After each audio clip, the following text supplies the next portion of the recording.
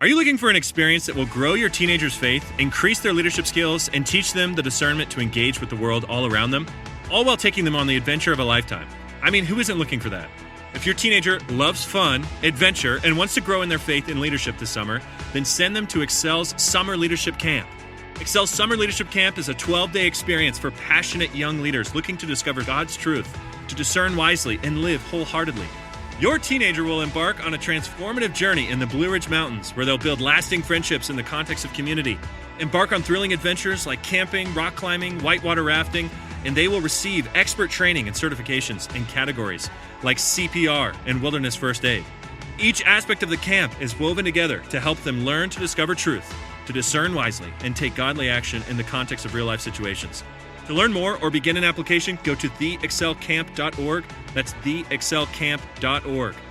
Hurry, because summer is just around the corner.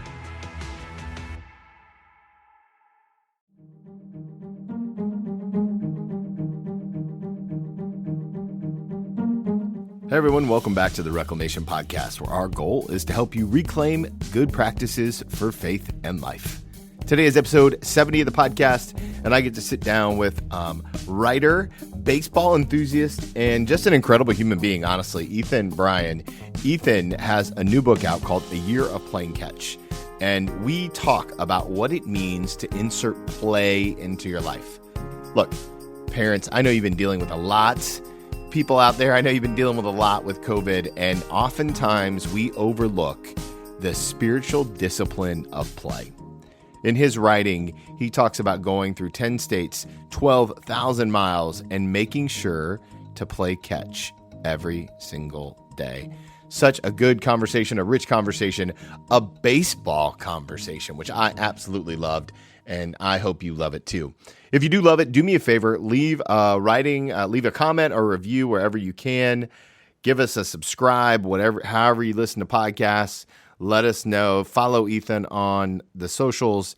Get connected with him. Tell him how much you appreciated him being on the podcast. I love the opportunity to bring this kind of content to you, and it is through all of your support that makes it happen. If you're ready to be part of the Reclamation community, do me a favor, text the word RECLAIM to 66866. Get signed up for our weekly newsletter. Don't miss out on it. We want to connect you with more and more good practices to bring a little bit more Jesus in your life, or maybe a little bit more balance or productivity, or whatever it is we can do to walk with you. We would love to do that. So without any further ado, here's my conversation with Ethan Bryan. Hey, everybody. Welcome back to the podcast. I'm excited today to have author, storyteller, and almost professional catch player, Ethan Bryan, with me today. Ethan, welcome to the podcast. Thank you so much for being here. It's a joy and an honor. Thank you so much. Now, I'm a baseball guy. You're a baseball guy. There's going to be lots of talk of baseball, but it's not just going to be baseball. It's also going to bring it back to life. But I have to start with baseball. If you're going to rank your top 5 baseball movies, you open the book with a story about Field of Dreams, but I wonder if that's where you're hanging your hat on top 5 baseball movies.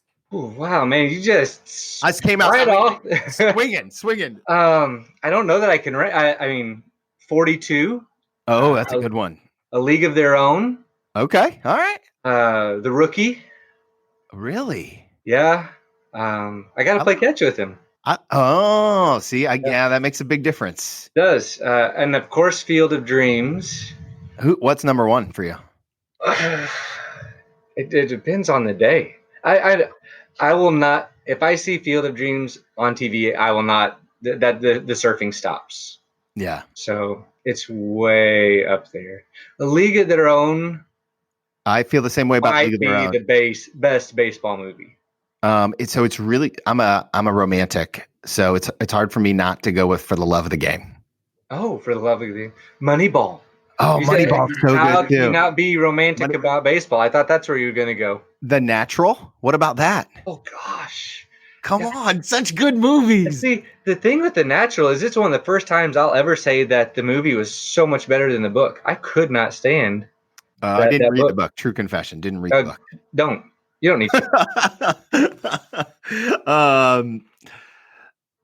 Oh, wow. Oh, yeah. So 42's up there for me as well. League of Their Own. I'm going to go For the Love of the Game. And You're killing me, Smalls. I got to go with Oh, the Sandlot. Sandlot. Sandlot. Yes. Sandlot is got to be in my top 5. I actually was sandlotted today.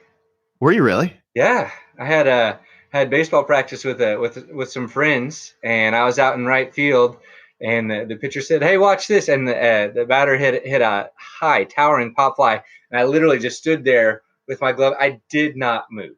It You're came kidding. straight down in my glove. Said, "You're welcome, Smalls." Who were you playing baseball with today? This is a random Friday afternoon. Who were you playing baseball with? Tell me all about that. Fill me in on the details. So I play in a league. Okay. It is called the Grip and Rip Baseball League. The tryouts are in just a couple of weeks. I played last year. I was the 4th oldest guy in the league. It is a competitive wood bout tryout league, 6 teams, 8 games plus playoffs. But the talent in the league is former Indy ball players, Division II college player of the year, minor league baseball players, and then there's me who topped out at high school JV. And but you literally wrote the book on it. Yeah. And so I've been practicing with about 6 guys. We get up at 8:00 Friday mornings, practice for 2 hours, and just to try and get ready for tryouts. Dude, that is so awesome. Hey, how long does the season last? Because it feels a little weird to be starting at the beginning. Yeah. It's just a 2-month season. You just play one game a week. Oh, that's beautiful. It is, and it takes all that time for my body to get ready for the next game. So that is something I wanted to ask you. In the book, you talk about the impact of sore muscles and the way that playing catch had really profound. How did your body do playing catch every day for a year? It took months for arm, shoulder, lower back, legs till everything was at least decently conditioned, where I didn't have to worry about it. I mean, icy hot, ibuprofen, ice, what was a daily regimen for weeks. And I mentioned I played catch with Jim Morris, who is the guy that inspired the movie The Rookie. Yeah. I think that was in May. And even in May, I was still having just a little bit of soreness. And it was probably June before I could go out and throw and not have to worry about it. I remember, I think Dad and I made a trip to Field of Dreams late July, somewhere right around, I think late July. And I threw for 3 hours up there at the Field of Dreams. And we were driving back before I was realizing, I was like, I feel fine. I feel great. Oh, wow. I got my first massage sometime in like August or September. First massage in my life. And they literally just did my shoulder and arm. And the therapist was looking at my arm. She goes, this has seen some use this year. I was like, well, actually, yeah, it has. and she worked a pretty nice miracle on it. But by the end, I felt fantastic, really. That's awesome. So for those that don't know, the premise of the book is started as a Christmas present, and then on New Year's Day, you and your daughter Sophie, right? Sophie, yep. Yep. Went out to play catch. Tell us how the genesis of this book, where you decided that you were going to play a year of catch every day. Is that the gist of it? Well, so I write. I do freelance writing. I write for friends. I'm usually working on multiple book projects at the time. And going into 2018, I already had 2 books that I was working on and that I would be working on for a couple of months. And so I was not thinking about a book project at all. And so for Christmas 2017, my youngest daughter, Sophie, just gives me a baseball, and she's a phenomenal artist. And I wish I could just show you pictures that she's doing. But it was just an old baseball, and on it was written, "Dad, want to play catch." And so I thought it was kind of like, how kids give you gift certificates to do this or that with you. I thought this was a gift certificate that if I asked her for a game of catch, she would say yes. So I'm going to pause the story there. And we took 2 catch playing trips around the country. We took one to the second one, we went down to Florida. And on the way back, we connected with a father and son in Georgia and a newspaper, a sports columnist came out and covered the story about Catch 365 in Georgia. And the columnist wanted to talk to Sophie. And she said, he said, so you gave your dad this gift certificate for Christmas. And she said, well, it wasn't exactly a gift certificate. And that was we were 6 months into the project, and that was the first time I'd heard about it. And I was like, wait, you didn't. So it was just a gift. It was just decoration. She said, I thought it would look good on your writing desk. And I was like, well, that's a good misunderstanding. So January 1st, 2018, you're kind of in that post-holiday blues. Yeah. And you're just you're sighing and breathing. And I'm cleaning up, and I was actually trying to figure out where to put her ball on my writing desk. And I just yelled out at her. She's in the other, and I said, Sophie, you want to go play catch? Fully expected her to say no. It was 1 degree outside. Sure. And she's like, well, outside? I said, well, of course, outside. And she goes, at a baseball field? I bet I could find a baseball field. Said, sure, we'll go to a baseball field. And it was like quiet for a couple of minutes. Okay, we can go. And I was like, oh, all right. Oh, yes, we'll go. So we put on like 5 or 6 layers of clothes. We drive to a field that was formerly used by semi-professional fast pitch softball players. And the good news is there was no snow on the ground. Sun was bright. Skies were cloudless. It was a beautiful day. It was just cold. Sounds amazing. And so we threw the ball 30 times because after that, my fingers were stinging. I had snot coming down my nose and tears in my eyes. And to this date, I still have a flip phone. And so I just yelled at her. I said, Sophie, did you bring your phone with you? She goes, yeah. I said, well, let's take a quick selfie just to remember this is what we did on January 1st, 2018. So we took a selfie. And at that time, I had an old blog that I probably wrote on once a month when I was just wanting to throw something on to come back to at a later date.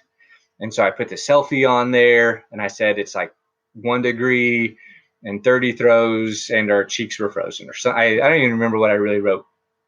So that afternoon, I'm doing laundry, and I think there's a football game on TV. I'm really not paying any attention to it because I'm folding laundry. And my oldest daughter, Kaylee, she walks by. She said, well, hey, I'll play catch with you. And it had warmed. It was now 5 degrees outside. And so we stepped out in our backyard, and our dog just went bonkers, trying to chase down the baseball and everything, running around. But it was cold enough that our glasses were fogging over, which is great when you're trying to play catch, just have fogging over glasses. No, that's not dangerous at all. Not at all. And so I think we only did like 25 throws. We step inside. We try to get a selfie where you can still see the fogged over glasses. And I just threw it up on the blog and said something like day 1 or January 1st, part 2, fogged over glasses, 25 throws. So I did something like that. So we sit down at dinner table that night, and the girl said, Dad, what would happen if you played catch every day for a whole year? I was like, oh, I know the answer to this. I'd need surgery. I absolutely, I would need surgery more than anything. And they're like, no, we're serious. All right. So they told that to me on January 1st, at dinner table that night. And that's really what started it. And I did not fully commit to the project probably for 5 or 6 days later, even though I found people to play catch with those first couple of days. So now about the second week of January or so, I was like, you know what? Which one of you is asking me what would happen if I played catch every day for a year? And immediately they're both like, oh, it wasn't me. I didn't do it, Dad, not me. And to this day, neither one of them will accept responsibility for the genesis of the idea. So let's talk about that, Sure. the process a little bit of playing catch every day. I am very curious about what was it like to like. Sometimes I can't get my boys to come play catch. Now I have a parenting rule, and sometimes they listen to the podcast, so I'm going to let it out right now. Yes. If they ever ask me to play catch, I always say yes. Yep. There's always time to play catch in my mind. Now, it doesn't always have to be exhaustive. It doesn't have to be a full like workout session like sometimes they want to do. But I always want to play catch. Sometimes I ask them and they say no. And that's okay, right? Like, I mean, they're, yes, they're okay. adolescent males, right? Like, What was it like, and what was the process like to find someone to play catch with every day for a year? So over the course of the year, I played catch with 530 different people. Woo, that's a lot. It was my favorite. My favorite comment. So one of the good things about writing the book is it helps me to remember everything that happened and keeping absolutely, track of the blog. So I was talking to a former major league player, and I said, "Well, I played catch with 500 people." He says, "Dude, that's just a ridiculous number." I was like, "That's a pretty ridiculous project." yeah, I'm pretty ridiculous, thanks. So at first, so I'd love to play catch literally my whole life, Yeah. but it would be, 5, 6 times a year, and that'd be it. And so finding people, Twitter, Facebook, my mom probably found 25 different people, and so it became a full-time job that I wasn't getting paid for. So I drive my daughters to school in the morning. I'm like, Dad, who are you playing catch with today? I'm like, I've got no idea, but I got until I have to pick you up from school to find out. And so I had a backpack of gloves, carried it with me everywhere. And sometimes I'd send out invitations on Twitter. There were 2 really weird stories about it. One time I played catch with a guy. He said, "Hey, I've got a friend that he would love to do this." I'm like, great. So he texts me his number. And this is just how brilliant I am. I said, "Joe suggests that you and I should play catch together." And that's literally something like that is all that I texted. And so they reply, "Who is this?" My name is Ethan. Local author, baseball guy. I write on this blog. I'm trying to play catch with somebody every single day. And I'm like, "Yeah, this sounds great. I'd love to do it. When's good?" And so we set up a day and a time. And I am under the impression that I'm playing catch with a guy named Brian or something like that. So I get to the park and I'm stretching out and walking around. And this lady walks up to me. She taps me, "Are you Ethan?" "Yeah." She goes, "Hi, I'm Sarah." I was like, "Hi, Sarah." She's like, "Yeah, I'm here to play catch." I'm like, "Okay." I said, "Are you related to Brian?" She said, "No, but you texted me." So somehow the numbers had gotten mixed up in the texts, and Oh my. it's like, and so there was that story, and it turned out to be, we had a wonderful time and just fantastic. And she said, "I love Okay, so baseball." when you guys are doing this, like, I know you talk about a little bit of the details in the book, but dive into help us understand, kind of paint the picture. Sarah shows up to the park. Did she bring a glove? Or you always have 2 gloves? Oh, I always had like 6 gloves. Got it. Righties and lefties? Oh yeah, I Yeah. had the local Play It Again Sports gave me a glove for lefties in case I ever had a lefty that needed one. And so then, how far apart are you guys? It depends on the person. Sure. I played catch with several people who had never worn a glove or played catch before in their life. Oh And so my. you start out really close. You're like 10 feet away. And I make this promise. I was like, the last thing I want to do is hurt you. So if you will hold the glove open, I will throw the ball and it will land in the glove. And so, you start with just these little soft underhand Sure. tosses. And they're like, okay, I got it. So by the end, almost always we're about 40, 45 feet apart, just throwing overhand, and it was Yeah. fine. There were only 2 injuries over the entire year. They were both my fault. Wait, did you hit him in the head or what? One person. Yeah. Yeah, and it was just an icy day. It was just really cold, and the ball just slipped and went right. She was significantly shorter than me, and literally just went right over her glove and popped her in the head. I was like, well, now I feel like an idiot. And then the other one, we were playing catch in the rain, and it was on like a rubberized surface, Yeah. and my foot just slipped, and I was playing catch with his dad, who was behind him, and the son was in the middle, and I just pegged the son right in the hand. And I was like, Oh. well, I feel like an idiot again. Um, So then do you usually, are you usually like intentional dialogue during that time period? Or, I mean, obviously you're a storyteller, and yeah. so you're getting lots of stories. Um, Tell me about that. So the worry for the first couple months is, well, what if I'm playing catch with this person and there's no story, there's nothing to write about or whatever. What I discovered, and what is still true to this day, even like when I was playing catch with the guys at practice this morning, is that playing catch literally occupies your whole body. I mean, Mm, you're working both sides of the brain because you're catching with one hand, you're throwing with the other, you're stepping with your feet. I mean, all of your sensors are engaged in trying to track this ball into your glove and then make a decent throw so that the other person can catch it. And since your whole body is engaged, it kind of lowers the gatekeepers in the brain to open up conversation. mm. And like you were saying, whenever your sons ask you for catch, you always say yes. Well, that's how it grew up with dad. My dad was a veterinarian who made house calls. And so over the course of a day, he's driving 200 miles and not leaving city limits, taking care of pets. So he drives, pulls into the driveway, and I greet him there with gloves, and he always said yes. He Wow. always said, yeah. I do not remember an instance he said no. But I think the reason it said yes is because he knew that while I was trying to focus on being better as a baseball player, this is the way that I would actually talk. Was when we were playing catch. And so what happened over the course of the year was I always went in with like a couple of planned questions, like if I didn't know them, or Sure. try and figure out what they would reveal to themselves online about, well, at least I know this is your job, or tell me about this. But it really, playing catch opened up honest conversation, and it was easy to trust that everyone has a story to tell. They just need someone who's willing to listen to them tell it. Hey, do you think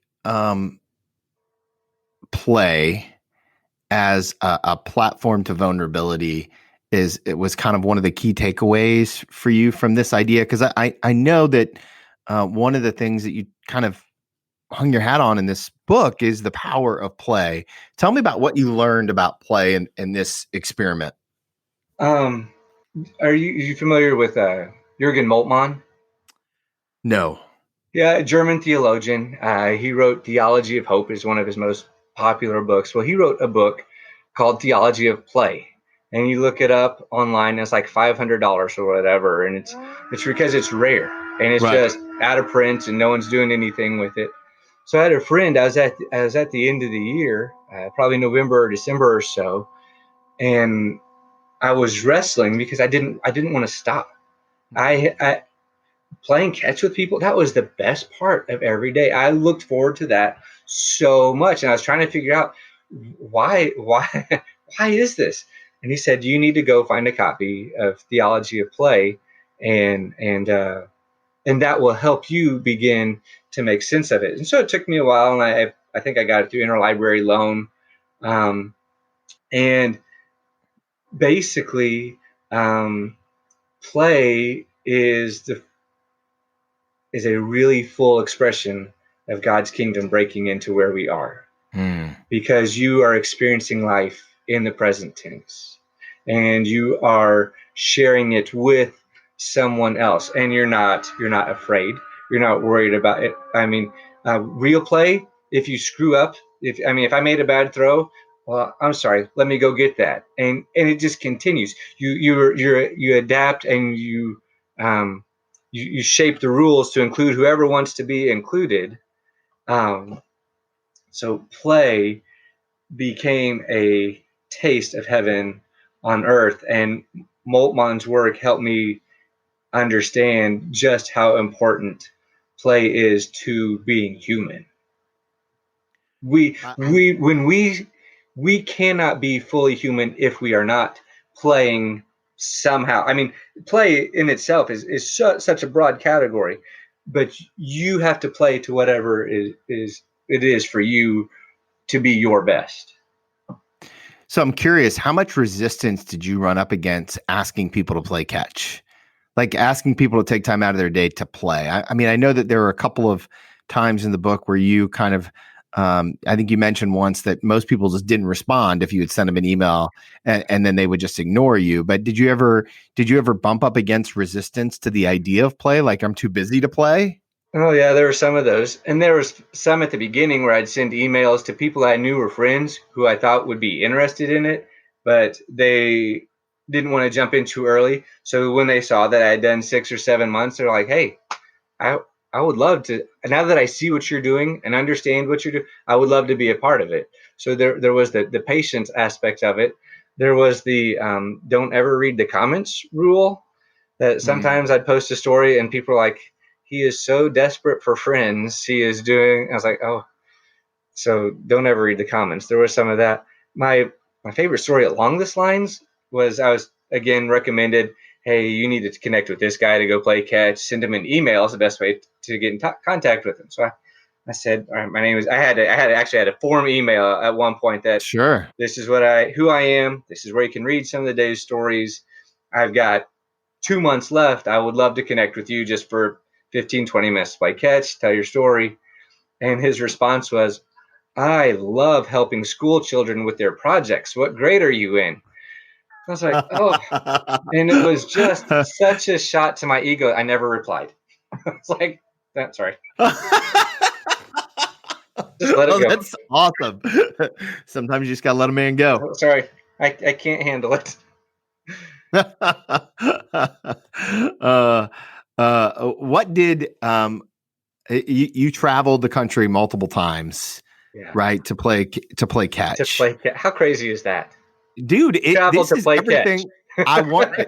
This is everything I want in life. It was my dad and my son and our families. We all went to Cooperstown as a part of a bucket list trip, and it was like one of those epic moments to see that. I'm curious, how did playing catch with all those different people in all those different parts of the United States? How did that change your viewpoint of our country? Um, I, uh, I don't know that I've thought about it from that perspective. What I think about it is, man, I've got friends everywhere now. I've Mm, got friends in Florida and Kentucky and Georgia and Texas and South Dakota. And I mean, and these are people that were I not being intentional about trying to find somebody to play catch with, yeah. there's not a chance I would have met them. And so now we stay in touch on Facebook and email and Twitter and texting and friends in Chicago. I play catch with twin boys.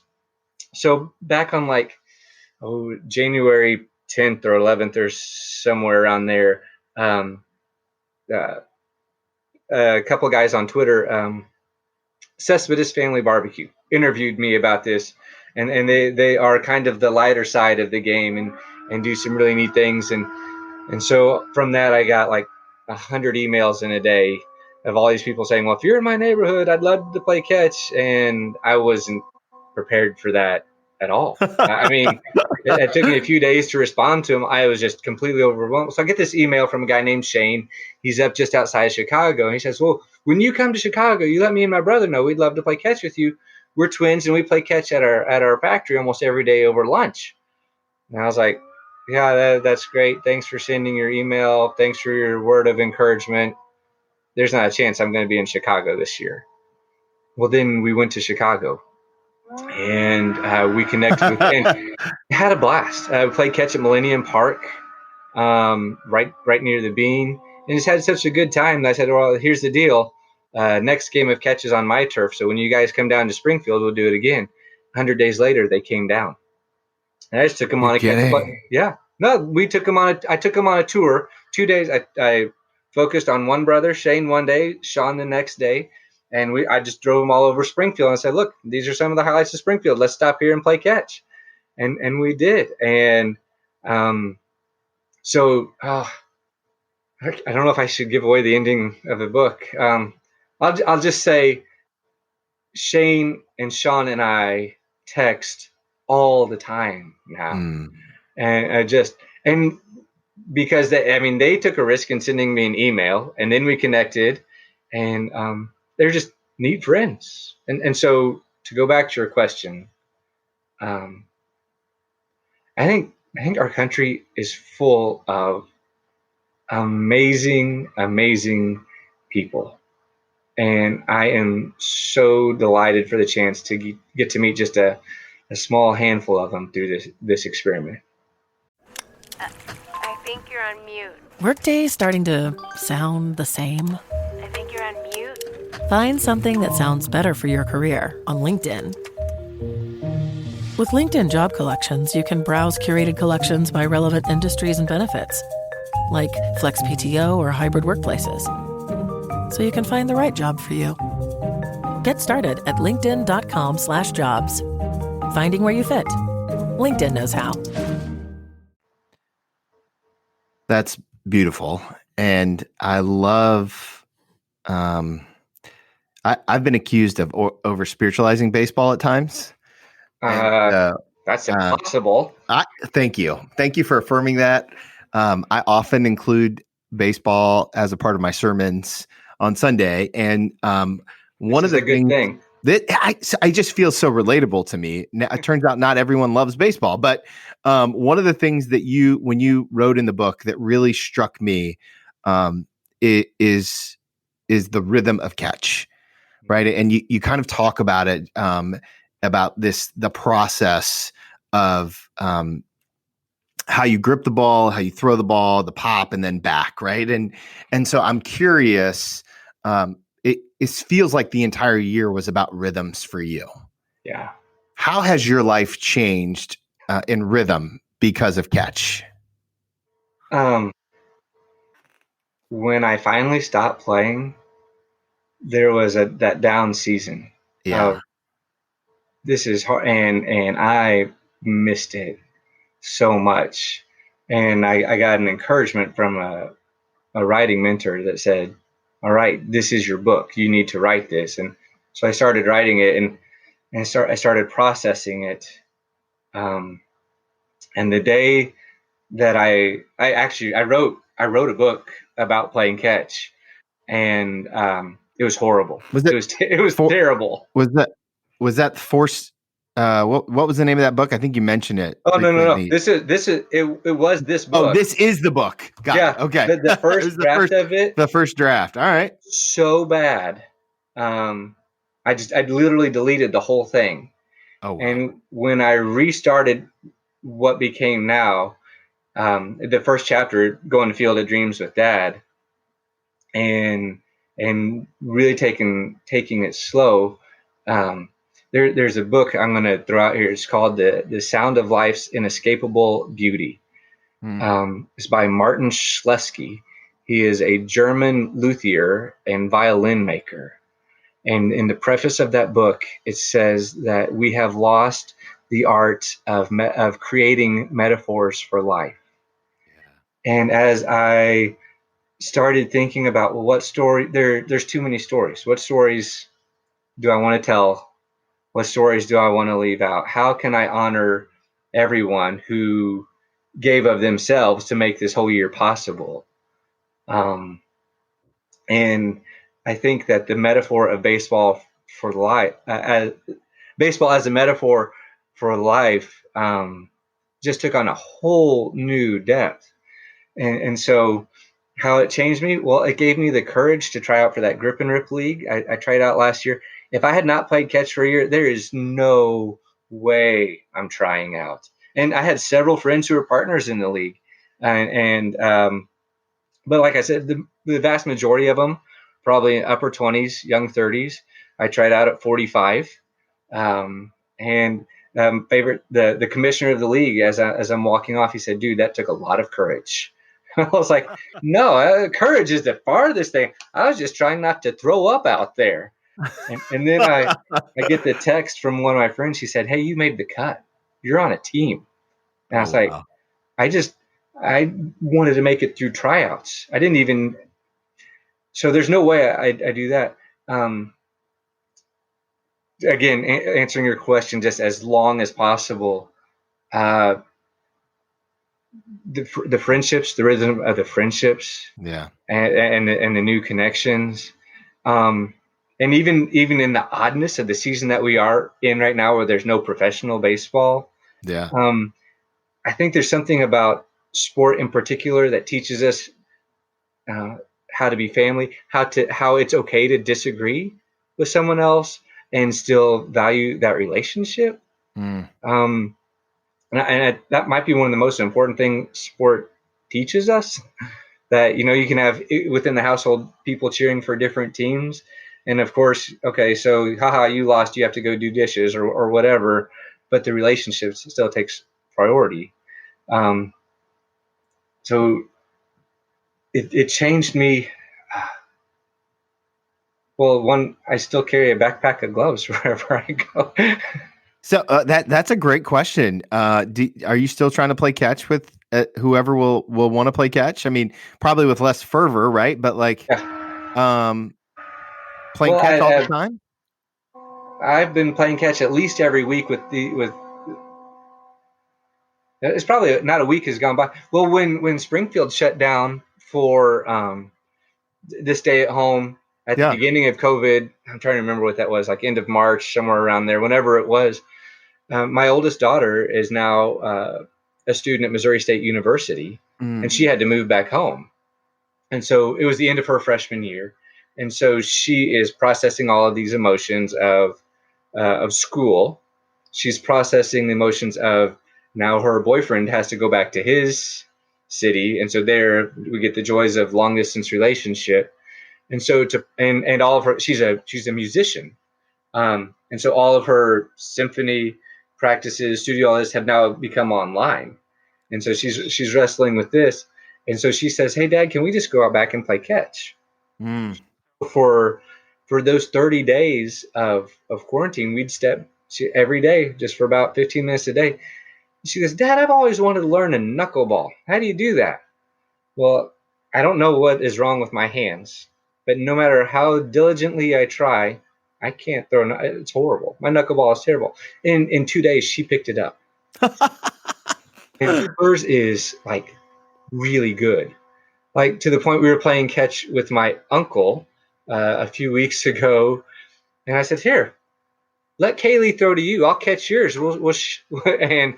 And at first he was thinking, because we were just in a small space, so she wasn't throwing as hard. Yeah, but she was still throwing her knuckleball.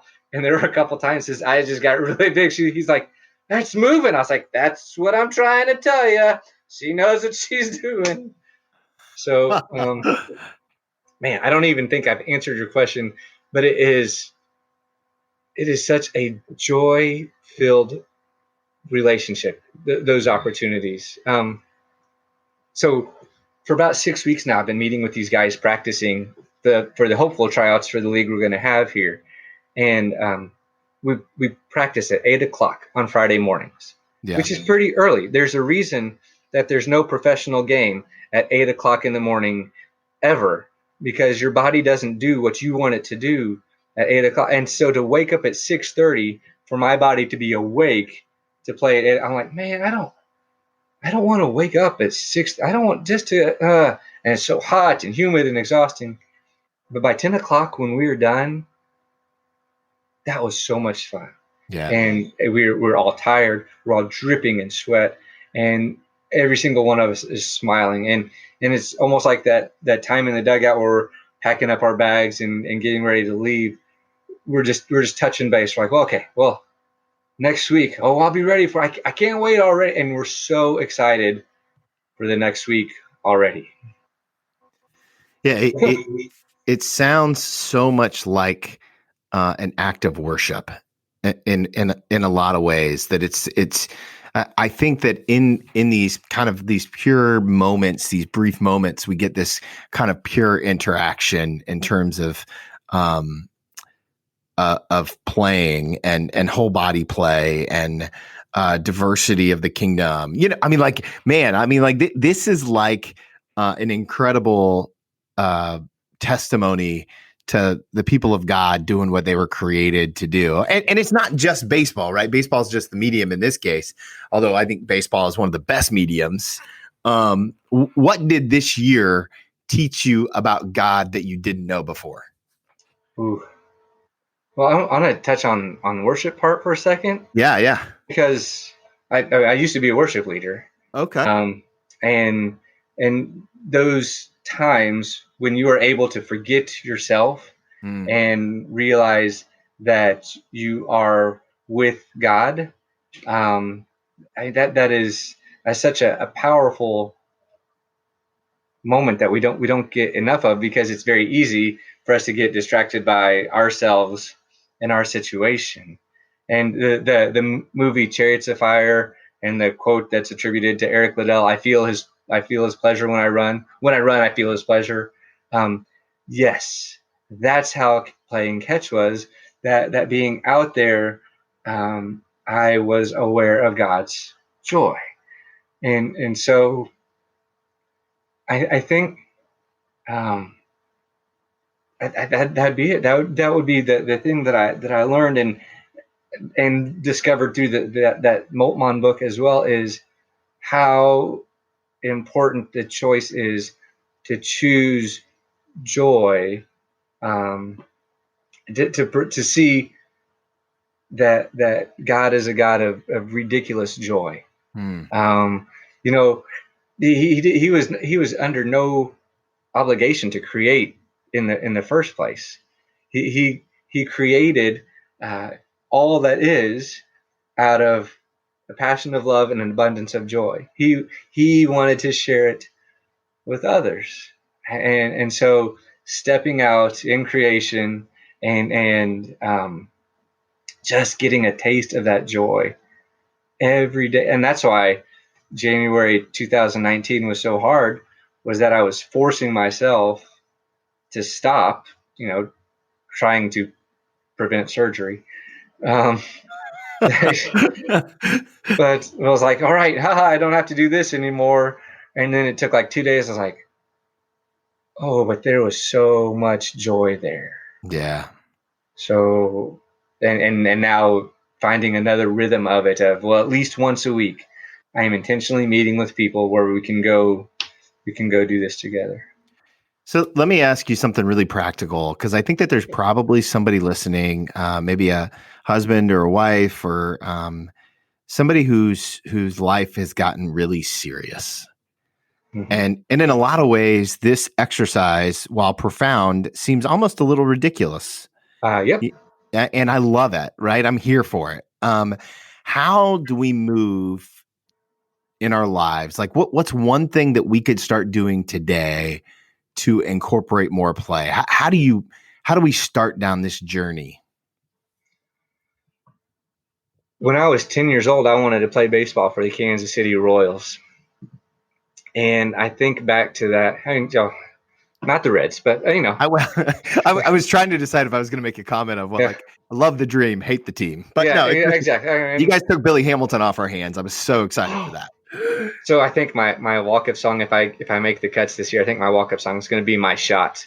I mean, it's just too good.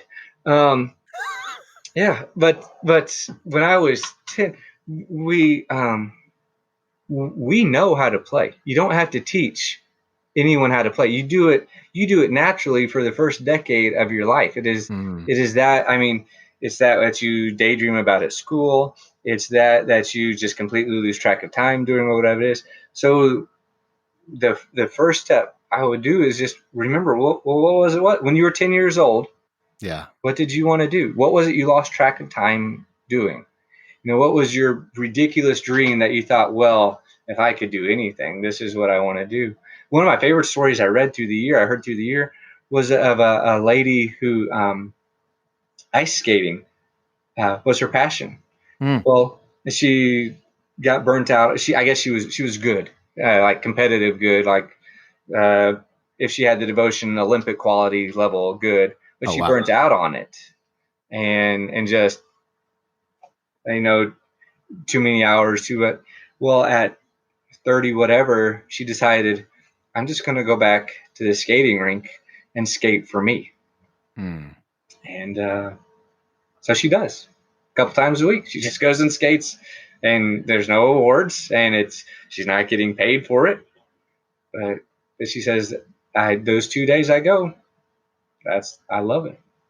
I love that. It's simple and yet not necessarily easy, but to go back to what was, right? Because we can't we can't give of ourselves from an empty cup. And I really do believe that play is a huge part of that. I am curious. I really am fighting the desire to ask you to rank who the top person to play catch was with the year. That's easy. But who was it? Every single day. Well, no, but who was the top person? Yeah. The person I was playing catch with that day, that was my favorite person to play catch with. I figured it was going to be an answer like that, right? Yeah. What was the most bizarre? Do you have one of those, or was there somebody that you never thought you would play catch with? If there was somebody specific, or who was that? Mary Moore. Mary Moore played in the All-American Girls Professional Baseball League. Okay. And if you watch A League of Their Own, she's in it. At the end of the movie where they come into the Hall of Fame, she's there. And then during the credits, they have the live action game. She's playing in the game. You get to see her in a couple of scenes in the game. And so we went when we were in Rockford at Bayer Stadium, the home of the Rockford Peaches, which happened to be the stadium where Mary's career ended when she all but broke her ankle. She said if she would have broke it, it would have been better. But she played 2 seasons there. We're on the field. She was 86 years old. And she was just an absolute delight. So much fun. And, I thought she'd kind of laugh at it or whatever. And she just came up to me and said, baseball is life. Everything you need to know about getting the most out of relationships and for living a good, meaningful life, you can learn through the game of baseball. I was like, oh, I love you. Will you please adopt me? Yes. And then what's even better is, so that year, 2018, was the 75th anniversary of the start of the All-American Girls Professional Baseball League. So they had their reunion in Kansas City. And so that about 40, 50 former ball players went and toured the Negro Leagues Baseball Museum together. And I got an invitation to go tour the Negro Leagues Museum with the ladies of the All-American Girls Professional Baseball League. And if you tour the museum, by the time you get to the end, there is a small diamond with 11 full-size bronze statues of like Satchel Paige is on the mound, and Josh Gibson is behind the plate, and Cool Papa Bell is there, and Oscar Charlton is in center field, and Buck Leonard's at first. And so I stepped on it, and I said, "Hey, Mary, you want to play catch again?" She's like, "Absolutely." So we spread out on the field legends and started playing catch. And another lady walks over and says, "Can I join you guys?" Oh, my. And so we're there with sons and grandsons and granddaughters, like all circling around us. And it was just the 3 of us just tossing the ball on the field. And it was absolutely pouring outside, like a hurricane had come up through the Gulf and it had now settled over Kansas City. And I mean, it was dark and drenching, and it was so much fun. So the times I got to spend with Mary and Perry Barber, she's a professional umpire, and the things I learned with them, it was just they stand out quickly. Wow. So this is a discussion my son and I have been having, and I'd be interested to get your opinion on it. It has nothing to do with the book, but it's a baseball question. Fantastic. How are you feeling about the idea of being able to listen to the players on the field in the COVID season? I think it's hilarious. It's fantastic. There's nothing I want more. Listen, I would pay a premium for whoever's listening. If anybody from MLB listens, I would pay a premium for an unfiltered, unedited. I mean, I'm not naive about what I'm getting myself into, but right, like a version of the audio of the game. If they pump in, I think that there's just something beautiful that happens when you're playing ball. And have you seen any of those catcher cam videos? Yes. So the Royals posted one yesterday. Cam Gallagher's behind the plate. Whit Merrifield, been the best hitter in the American League the last 2 seasons, steps up and you see the ball, and it is just piped down the middle. and the umpire calls a ball, and you see Witt turn to the catcher and goes, "Where the heck was that?" And the catcher's like, "I don't know." Okay, that's great. And Salvi, who plays the game with the joy of a teenager, comes up to the plate and he sees the camera and he's like, "Oh, hey, it's good to see you." You know, makes all his joyful noises and everything, and then raps the single. And but those noises and discussions, when I played in the league, I mean, Yeah. I was a bench warmer. I mean, Sure. I get it. I'm old. I play a couple innings, get in at bat, put in as a pinch runner, get picked off, you know, all that kind of joyful stuff. But you're on the field and you to talk with the other team, to talk with your teammates. Those discussions are so much fun. Yeah, I'm super excited about it, and I'm just ready for baseball to get started. And so I'm excited. This podcast is going to be airing right at the beginning of baseball season, so I'm super excited for that. I'm super excited for you, and I already promised one of my other dear friends who loves baseball as much as I do that he gets to read the book once I finish it. Let me ask you this: where is the best place for people to connect with you? Where's the best place for them to pick up a copy of the book? Easiest way to get in touch with me is just my website, ethanbryan.com. Pretty active on Twitter, Ethan_Bryan. Pick up a copy of the book. I would tell you to buy it from your favorite local bookstore. I mean, support in your community. Yeah, that's a great answer. Now, if you don't have a favorite local bookstore, I can recommend a favorite local bookstore, but that's up to you. Listen, let's put it in the show notes. What's a favorite local bookstore? It's Hearts and Minds Books in Dallastown, Pennsylvania. It is it's owned by Byron and Beth Borger, and we got to meet them. So in 2015, I don't know if you know, but in 2015, the Royals won the World Series. Do you remember? I heard about that, actually. Yeah. Okay, I thought you might remember that. So in 2016, they went to the White House for the World Series celebration. Yes. And me and my daughters got to go.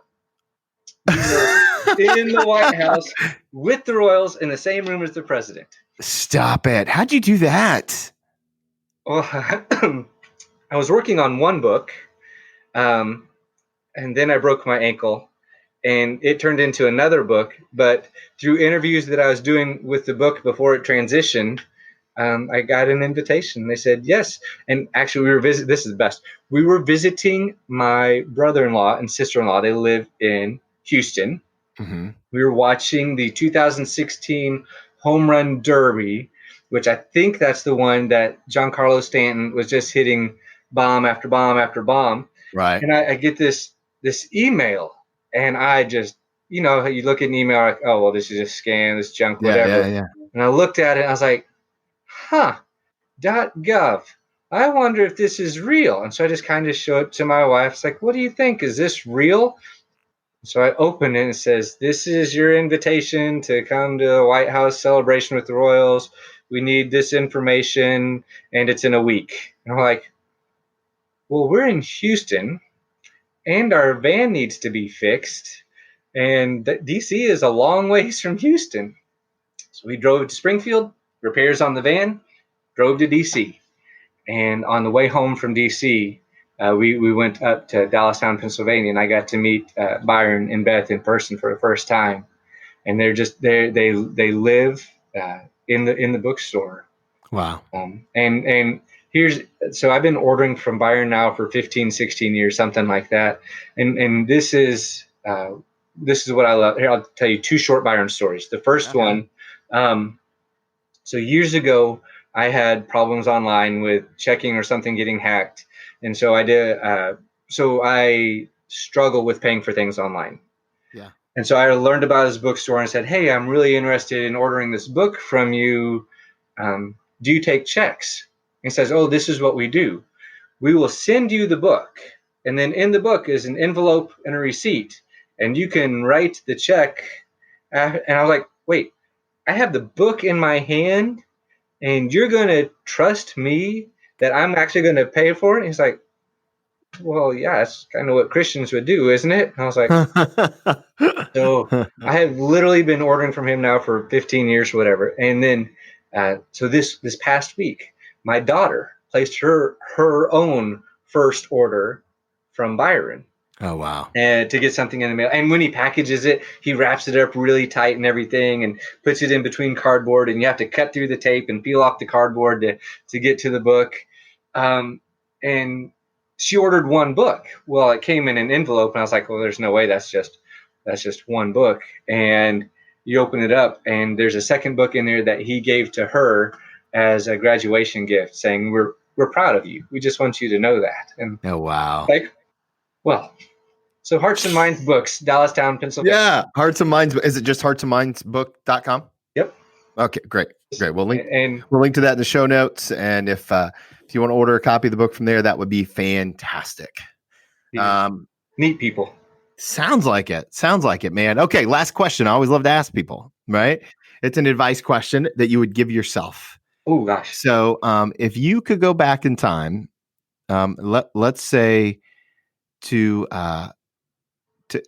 the very December, the last day in December, before you start this year of playing catch. If you could go back in time and give that Ethan one piece of advice about the journey he's about to set out on, what piece of advice would it be? Oh, it's just get ready for the best year of your life. I mean, it's the end of a year, and so I personally am debating. Well, do I make resolutions for this year?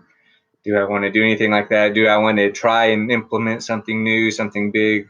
What do I want to do? And wrestling through those things that we typically associate with the beginning of the year. If we were sitting down and sharing Dr. Peppers, I would say, God is getting ready to do something amazing.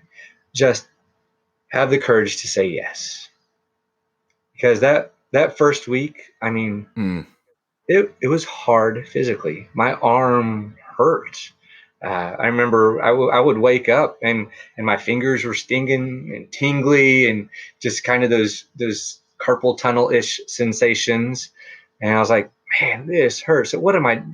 I'm too old. All the excuses you think about when you start something that's a ridiculous task.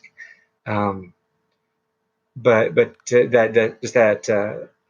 movie, We Bought a Zoo. Sometimes all it takes is 20 seconds of insane courage, and having that courage just to say yes, and know that when you say yes, man, some of those doors that God opens then are just incredible. That's beautiful. And I say amen to that. So Ethan, thank you so much for being so generous with your time today. Thank you for pouring your heart out. And thank you. When are you and your boys coming down to Missouri? Hey, listen, I'm here for it. I would love to go and see the Negro League Museum, and it's on my radar already. We'll put it on there. I have a princess too, and she does play baseball. She just picked up. We just bought her first mitt from Play It Again Sports this year, and it's pink, and it was the best $13 I've ever spent. And we actually play some mad games of wiffle ball in our backyard. Oh. It's some of my favorite. We're talking bat flips and we're here for all the Melton Burgers do not lack a boisterous plate presence. Good. So yes, I got to get it on the calendar, man. And listen, hey, whenever I'd love to take you to a Reds game. If you're ever in the Southwest Ohio area, whenever I've been the Reds, told that they do something pretty big for opening day. Is that true? It. I was like, oh, you don't know, but you do know. You were teasing me. Well, typically they do. This year, not so much. Not so much. What are they going to do for opening day this year? A bunch of the bars down there by the River District, they call it the Banks, are going to do some stuff, but they really can't do. I mean, the Finley Day parade is huge, and I've taken both of my boys to see it, and we've had opening day tickets. Usually, someone in the church blesses me with that, or some, like they tend to just happen, and when it happens, we always say yes. And usually I'll pull them out of school, and in Ohio we have this famous thing called Skyline Chili, and so they give away free conies on opening day. because because they're a huge sponsor of the Reds, and it's just the thing, right? And so we go get Coney's, and then we head down to Cincinnati. Worth it. Okay, that's how long it is. It's worth it. But yeah, man, you let me know whenever you're around Southwest Ohio. I got you for Reds tickets. So, but should I wear Pete Rose stuff or not? Yes, absolutely. Pete Rose is a legend around here. I have an autographed baseball on my shelf from Pete Rose. Yeah. Oh my goodness. Oh, yeah. Wow. Well, he's turned it into a secondary source of income for him. That's a whole different podcast. But anyway, thank you for being so generous with your time today. What a delight to visit with you. Thank you so much. What a great conversation with Ethan. I'm so thankful for him and his heart. One of the things that really stuck out to me was this idea about a rhythm of catch. I love the thought of rhythm in life and spiritual disciplines. And I know that I hope it resonated with you as well. So it's so good. And also the idea of asking for help, which is so not in my nature, but needs to happen. So again, I hope you enjoyed the episode. I enjoyed talking to Ethan and getting to know him. He's a great follow on Twitter. He's on Facebook as well. Don't forget, you can pick up a copy of his book at heartsandmindsbook.com or visit his website, ethanbryan.com. Let him know how much you appreciated hearing him on the podcast today. As always, we couldn't do this without you. Come be a part of our community. Text the word reclaim to 66866. Get caught up on all that God is doing here at the Reclamation Podcast. Subscribe, leave a rating review. Thank you so much for being part of our podcast family. It brings me so much joy to hear from so many of you how much this little pet project and hobby of mine is impacting your life. And honestly, I'm just blown away by it on a really consistent basis. So thank you so much. I look forward to talking with you guys real soon.